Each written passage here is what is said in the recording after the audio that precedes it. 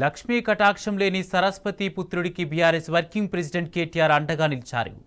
MBBS చదివేందుకు ఆర్థిక సాయం చేస్తామని కేటీఆర్ ప్రకటించారు. వరంగల్ పశ్చిమ నియోజకవర్గం 4వ డివిజన్ పెద్దమ్మగడ్డకు చెందిన గణేష్ అనే విద్యార్థి నిరుపేద కుటుంబం. తల్లిదండ్రులు కూడా లేరు. అయినప్పటికీ చదువులో మంచి ప్రతిభ కనబరుస్తున్నారు.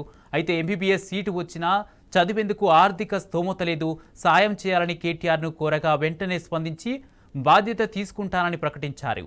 ఆ బాధ్యతను బీఆర్ఎస్ నేత దాస్యం వినయ్ భాస్కర్కు అప్పగించారు. హన్మకొండ బాలసముద్రంలోని బీఆర్ఎస్ పార్టీ జిల్లా కార్యాలయంలో గణేష్కు ఆర్థిక సాయం అందజేశారు.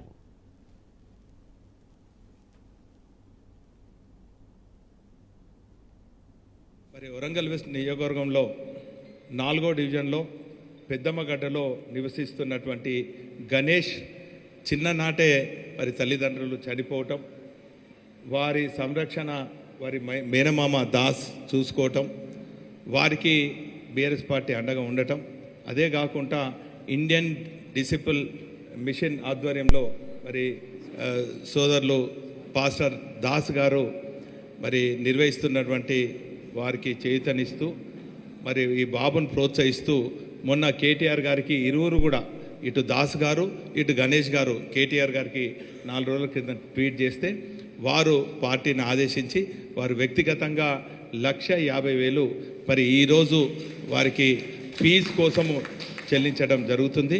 రాబోయే రోజులలో ఖచ్చితంగా వారి చదువు పూర్తయ్యే వరకు కూడా ఇటు కేటీఆర్ గారు పార్టీ బాధ్యత తీసుకుంటుందని కూడా ఈ సందర్భంగా తెలియజేసుకుంటూ కేటీఆర్ సార్ గారికి నా హార్ట్ఫుల్గా థ్యాంక్స్ చెప్తున్నాను.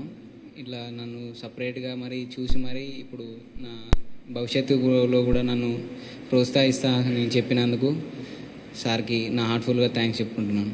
Thank you so much.